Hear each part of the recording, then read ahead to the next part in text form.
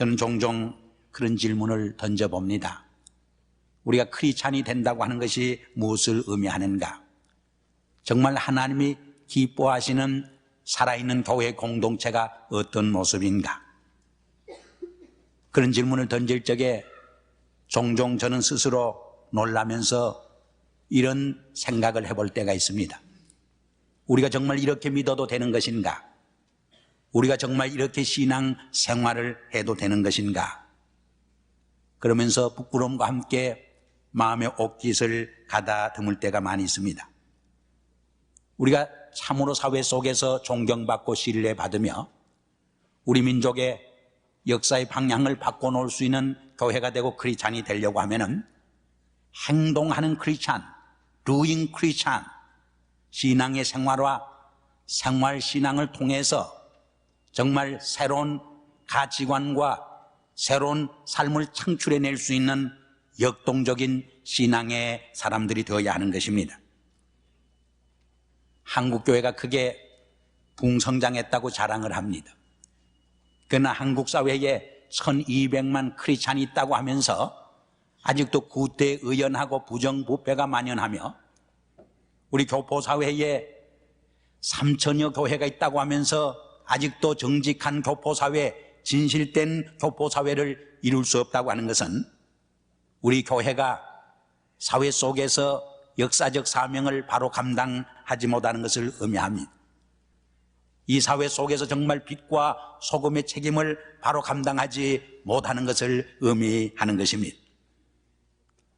지난해 한국의 문민정부가 개혁의 바람을 거세게 불러일으켰습니다.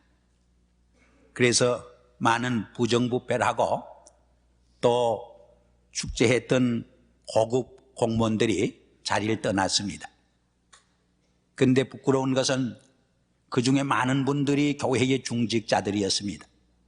교회의 장로요, 권사요, 집사였습니다. 이것은 우리에게 얼마나 생각해야 하는 어떤 의미에서 충격을 주는 이야기인지 알 수 없습니다.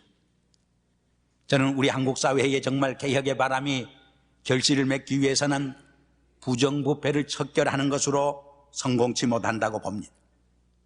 더 근원적인 국민의식 개조가 일어날 적에, 정말 국민의식의 개혁이 일어날 적에 그것이 가능하다고 봅니다. 그것은 바로 우리 크리스찬들이 앞장서서 정말 신앙의 생활화를 통해서 생활하는 신앙을 보여줄 수 있을 적에 그것이 가능하다고 보여집니다. 기독교가 적어도 한국 사회에서 역사적 사명을 바로 감당하기 위해서는 이란 오는 민족이 직면하고 우리 사회가 직면한 가장 큰 과제에 대해서 과감하게 새로운 가치관을 창출해낼 수 있고 정말 새로운 삶의 방향을 보여줄 수 있을 적에 가능하다고 말하지 않을 수 없습니다. 물론 우리 기독교는 율법 종교는 아닙니다. 복음의 종교입니다. 은혜의 종교입니다.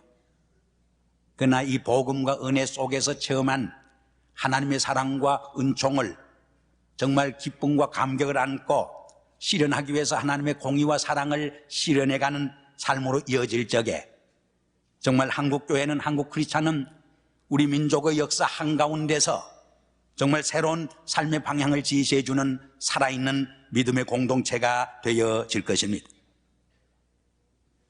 그래서 오늘 본문에서도 야고보 선생은 내 형제들아 사람이 믿음이 있노라 하고 행함이 없으면 무슨 이익이 있으리요?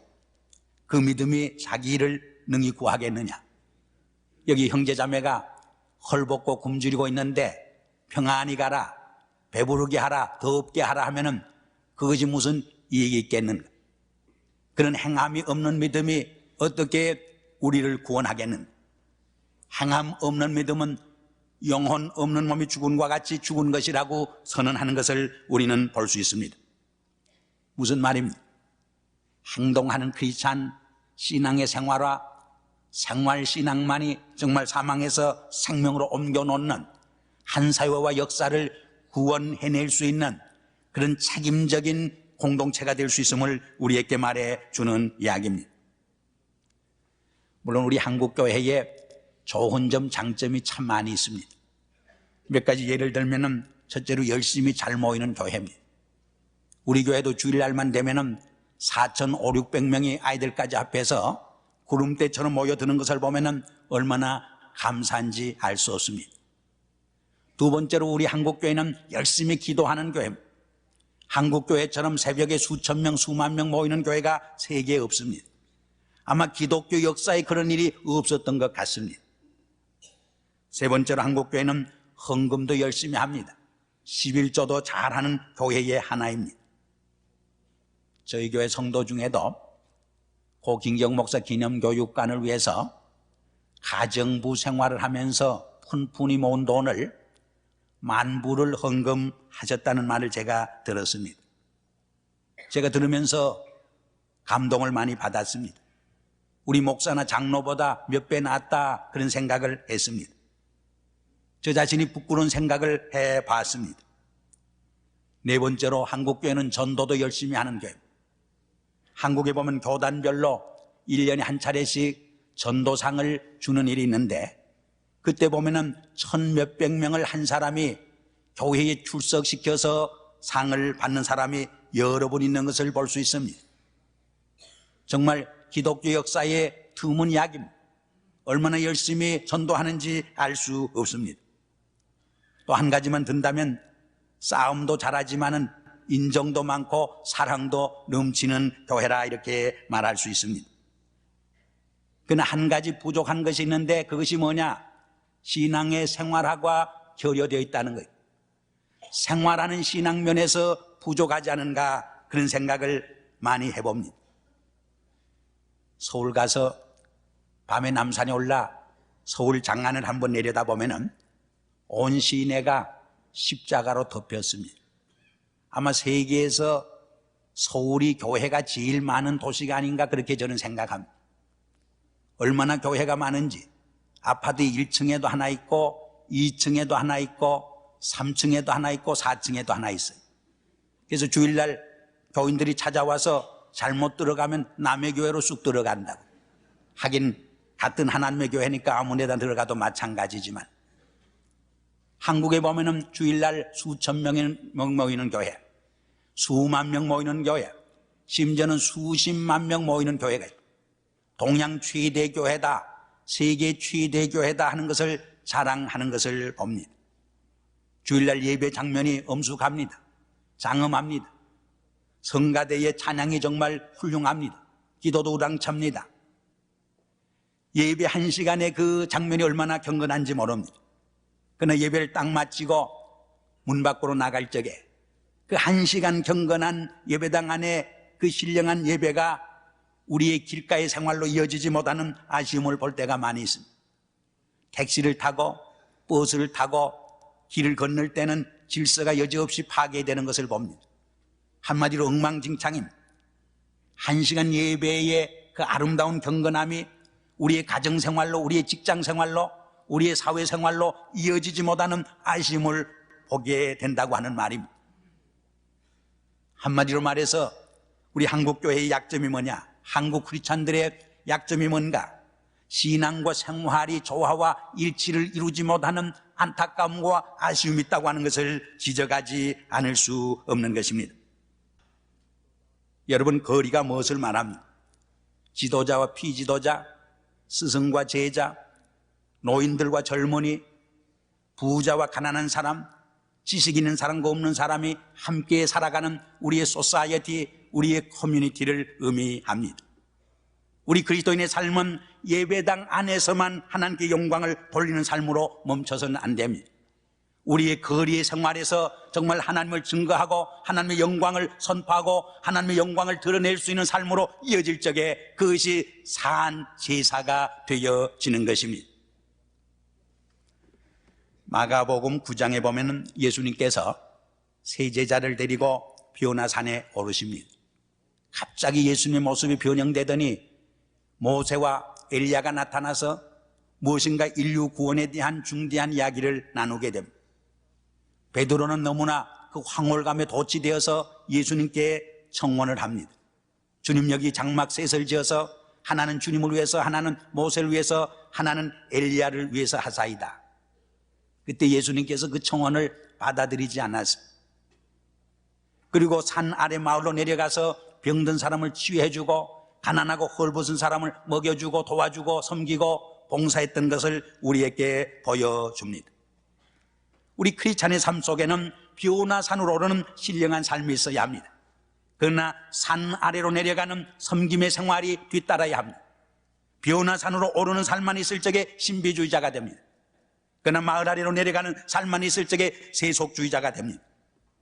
산으로 오르는 신령한 삶과 마을 아래로 내려가는 삶이 잘 조화와 균형을 이룰 적에 건전한 균형 잡힌 크리스찬의 삶을 유지하고 계속해 갈 수 있음을 우리는 깨닫게 되는 것입니다. 또 우리 크리스찬은 이러한 고민과 번뇌와 몸부림과 씨름이 있어야 합니다. 그런데 많은 우리 한국 크리스찬들 보면은 신앙은 신앙이요 비즈니스는 비즈니스라고 생각합니다. 신앙은 신앙이요 생활은 생활이라고 생각을 합니다. 여기에서 신앙과 생활의 조화와 일치가 깨어지고 정말 신앙과 생활이 이율배반적인 위선적인 형식적인 삶으로 전락하는 아쉬움을 보게 되는 것입니다. 그렇다고 우리 크리스찬의 삶이 율법의 노예가 되고 종이 되라는 말 아닙니다. 기독교 신앙은 윤리적 도덕적 종교 이상입니다. 그러나 적어도 하나님의 복음 안에서 체험한 하나님의 그 구원의 은총에 감격해서 하나님의 공의와 사랑을 실현해가는 무엇으로 이어질 적에 정말 우리의 신앙은 생동하는 역동적인 신앙으로 나타나게 되는 것을 우리는 기억을 해야 하는 것입니다. 그때 정말 우리 한국 민족 속에서 우리가 존경받고 신뢰받는 교회 공동체가 되고 우리 교포사회에서 정말 존경과 신뢰를 받는 빛과 소금의 책임과 사명을 다하는 하나의 시대적 예언자적 사명을 감당하는 교회 공동체가 되어질 것입니다. 그 점에서 오늘은 우리 교회 크리스찬들이 신앙의 생활화를 위해서 오늘 우리 교포사회 속에서 우리 민족의 역사의 현장에서 어떻게 우리가 살아가야 할 것인가, 어떤 역할을 감당해야 할 것인가, 이런 문제를 같이 조명해 보려고 합니다. 우리가 설교가 너무 추상적인 경우가 많은데 오늘은 대단히 구체적인 실제적인 말씀을 좀 드려보려고 합니다. 우리 한국 민족에게 장점이 많이 있어요. 좋은 점이 많이 있어요. 그러나 부족한 점, 부정적인 면이 또 없지 않아 있습니다. 그러한 우리 국민 의식의 부정적인 면에서 과감하게 우리 크리스찬들이 교회가 정말 국민 의식을 개혁할 수 있는 사명과 역할을 감당해야 한다는 말입니다. 그 하나가 뭐냐? 조급증이에요. 우리 한국 사람들은 좀 조급합니다. 그러다 보니까 줄을 쓸 수가 없어요. 서양 사람들은 줄을 잘 섭니다. 하기는 서양 사람들은 줄을 서서 뒤에서도 자기 차례가 오니까 섭니다. 그러나 우리는 문화적 사회적 배경이 그렇지를 못했어요. 줄을 서 있으면 표가 자기에게 돌아오지 않습니다. 배급살이 자기에게 돌아오지 않습니다. 구호물자가 자기 차례에 오지 않습니다. 그러니까 결사적으로 세치기를 해서라도 목적을 이루어야 하는 것이 우리의 역사적 배경이었습니다. 그러므로 줄을 잘 서지 못하는 그 면을 이해할 만도 합니다. 그러나 그것이 국민성이 된다면 얼마나 불행한 일인지 알 수 없습니다. 물론 이스라엘 백성들에게도 조급증이 없지 않아 있었습니다. 그래서 광야에 나와서 하나님을 원망하고 지도자를 원망하고 서로 불평하다가 오히려 그 조급증 때문에 광야에서 60만이 멸망을 당하는 심판을 받는 불행한 역사를 가져오게 됩니다. 하나님은 이스라엘 백성들의 이 조급증을 치유하기 위해서 오히려 40년의 광야 생활을 통해서 연단하고 훈련하게 되는 것을 우리는 볼 수 있습니다. 신앙은 기다림의 삶입니다. 구약시대는 오실 메시아를 기다리며 살았고 신약시대는 다시 오실 재림의 그리스도를 기다리며 살아가는 것이 신앙의 삶인 것입니다. 두 번째로는 정직성과 진실성이 결여되어 있습니다. 지난 수요일 날 김인수 목사님이 이 문제에 관해서 잘 말씀을 해 주었습니다. 이 정직성과 진실성이 결여될 적에 여기에서 거짓말이 생깁니다. 여기에서 사기, 협잡, 횡령, 도적질이 시작됩니다. 온갖 부정부패가 여기서 출발되어집니다. 허례허식이 여기서 시작됩니다. 불신사회가 조성됩니다. 적당주의와 한탕주의가 횡행하게 되는 것입니다. 그래서 성경에 보면은 거짓말을 아주 엄하게 다룹니다. 예를 들면은 엘리사의 하인 게하서가 나만에게 돈 몇 푼 받았다고 문둥병이 됩니다. 돈 몇 푼 받았기 때문에 문둥병이 된 것이 아닙니다. 그 후손이 영원히 문둥병자가 된 것이 아닙니다. 거짓말을 했기 때문입니다. 사도행전 5장에 보면 아나니아 삽비라가 죽습니다. 그 혼이 떠납니다. 그것은 재산을 팔아서 하나님 앞에 바치지 않았기 때문이 아닙니다. 반은 감춰두고 하나님을 속이고 성령을 속였기 때문에 그런 심판을 받았던 것을 우리는 기억합니다. 계시록 21장 제일 마지막 절에 보면은 하나님 나라 천국의 영화스러운 모습을 그려놓은 다음에 거짓말 한 자는 이리로 들어오지 못하리라 했습니다. 속된 것과 가증한 것과 거짓말을 한 자는 이 천국에 들어올 수 없나니 오직 어린 양 생명책에 기록된 자만이 들어올 수 있다, 그렇게 말씀하는 것을 우리는 볼 수 있습니다. 세 번째로는 시간 관념입니다. 어떤 이가 그런 말을 했어요.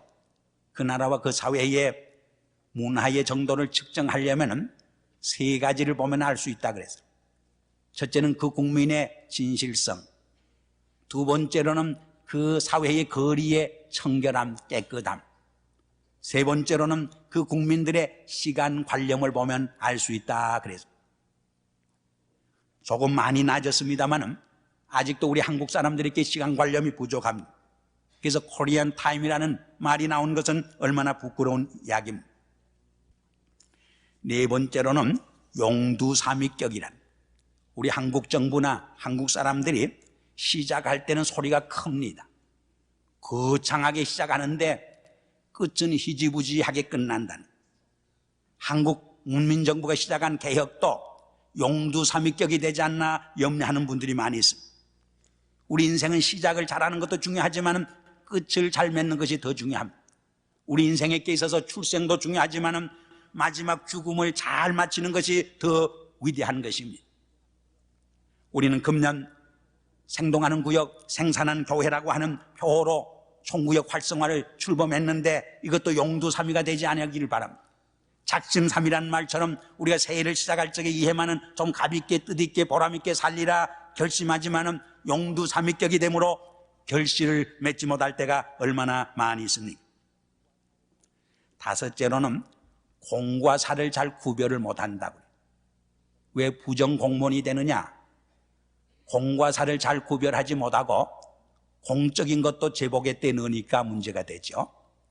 또 공과 사를 구별하지 못할 바에는 자기 집에서 하는 것처럼 공적인 데서도 잘하면은 사실은 문제가 없는데 자기 집에서는 얼마나 열심히 합니까? 얼마나 아낍니까? 얼마나 진실되게 합니까? 그러나 우리 한국 사람들이 공적인 것, 공동적인 것에 대해서는 무관심합니다. 아무렇게나 쓰고 아무렇게나 해도 된다고 생각을 합니다. 여기에 문제가 있는 것을 봅니다. 또 뇌물과 선물을 잘 구별을 못한다고. 하기는 물자가 다 같이 붙었으니까 잘 구별하기가 어렵죠. 이 선물도 자꾸 받다 보면은 뇌물도 선물로 착각을 하기 쉽다는 거예요. 그러므로 너무 선물에 대해 관심을 가져서도 안 되는 것입니다. 오늘 우리 국민성에 시정해야 할, 개혁해야 할, 의식개조를 해야 할 면이 공과 사를 바로 구별하고 뇌물과 선물을 바로 구별할 줄 아는 삶입니다. 여섯째로는 주인의식이 부족하다 그런 말이에요. 그 말은 책임감이 부족하다는 뜻이에요. 이 주인의식이 부족할 적에 어떤 현상이 일어나느냐? 사회 참여가 결여되고 그 사회 봉사, 서비스 정신이 부족하게 되고 공중도덕이 결여됩니다. 우리 한국 분들이 한 사람 한 사람은 똑똑한데 이 공중도덕, 공중예의가 부족하다는 말을 종종 듣습니다. 그래서 거리나 변소나 공중목욕탕이나 혹은 공원에 가서 휴지나 쓰레기를 아무렇게나 버리는 경우가 종종 있습니다. 제가 가나다에 있을 적에 어떤 한인단체가 공공시설을 빌려 썼는데 너무 지저분하게 너지러나서 다시는 한인단체 주지 않겠다는 말을 했다는 말을 듣고 얼마나 가슴 아팠는지 알 수 없습니다. 우리가 이 땅에서 살아갈 적에 좀 더 주인의식을 가지고 밝은 사회를 건설하고 범죄와 폭력이 없는 하나님의 공의와 사랑이 실현되는 사회를 건설하기 위해서 좀 더 주인의식을 가지고 참여해야 할 줄 압니다. 이 나 하나쯤이 문제가 돼요. 나 하나쯤이 전체를 이루는 것인데 나 하나쯤이 결국 전체 공동체를 파괴시킬 때가 얼마나 많이 있습니다. 좀 미안한 이야기입니다만 지난주 재직 수련을 했는데 우리 재직들이 참여의식, 주인의식이 너무 결여되어 있어요. 1600~1700명 재직 중에 그저 400명 정도밖에 모여서 되겠습니까? 그래가지고도 우리 교회가 큰 교회다 그런 생각을 해서 되겠습니까? 정말 우리 새해는 좀 더 주인의식을 가지고 참여의식을 가지고 공동체를 통해서 하나님께 영광을 돌려야 할 줄 압니다. 단결심이 그 다음에 부족하다고 그래요. 하나는 똑똑한데 셋이 모이면 늘 분쟁이 생긴다고 그래요. 본인 앞에서는 말 못하고 뒤에서 말하는 버릇이 있다고 그래요. 감정 표현이 너무 직설적이고 노골적이라고 합니다. 또 아는 사람에겐 친절한데 모르는 사람에겐 대단히 불친절하다. 제가 일본 가서 참 감동을 받은 것은 그렇게 친절해요. 그분들이 속은 어떻든 간에 겉으로는 얼마나 친절한지. 근데 우리 한국 사람들은 속에는 정이 많은데 겉으로는 참 퉁명스러워 무뚝뚝해요. 우리 교회는 아닙니다만은 제가 가끔 전화 이렇게 하면은 그렇게 퉁명스럽게 전화를 받아요. 그래서 제가 박아무개 목사라 그러면 얼른 목소리가 바뀌어지면서 아 그렇습니까 하고 달라져요. 처음부터 그러면 참 좋은데 이 적은 일이지만은 이런 일부터 우리는 국민의식의 개혁을 해 가야 할 줄 압니다. 이런 일을 우리 기독교가 앞장서야 할 줄 압니다. 또 사치하고 허영심이 많다 그런 말을 듣고 있습니다. 이제 저는 결론적인 말씀을 드리려고 합니다. 오늘 우리 국민에 좋은 점 많이 있습니다. 기독교가 들어옴으로 게으르던 우리 국민이 부지런한 국민으로 바뀌었습니다. 그러나 지금 말한 몇 가지 문제에 있어서 정말 국민의 의식 개조를 우리 기독교 신앙을 통해서 생활함으로 행동하는 크리스찬의 삶을 통해서 역동적인 신앙을 통해서 이룰 수 있을 적에 정말 우리 기독교는 우리 민족사회에서 존경과 신뢰를 받게 될 것입니다. 정말 사회의 빛과 소금의 역할을 바로 감당할 것입니다. 우리 시대를 향한 예언자적 사명과 선교적 사명을 바로 감당하는 새로운 가치관을 창출해낼 수 있는 새로운 국민의식을 창출해내는 정말 살아있는 신앙의 공동체가 될 줄 믿습니다. 이라는 의미와 축복이 새해에 우리 교회를 통해서 이루어지기를 주의 이름으로 축원합니다. 기도하겠습니다. 아버지 하나님, 오늘 야고보 선생의 말씀을 통해서 행동하는 크리스찬, 생활신앙, 신앙의 생활화를 묵상하게 하심을 감사합니다. 오늘 교포사회 속에서 한국민족의 역사 속에서 우리 한국교회는 정말 행동하는 크리스찬의 삶을 통해서 새로운 가치관을 창출해낼 수 있도록 도와주시고 새로운 국민의식을 개혁해가는 이 역사적 사명을 바로 감당할 수 있게 은총을 베풀어 주시옵소서. 예수 그리스도 이름으로 감사하며 기도드리옵나이다. 아멘.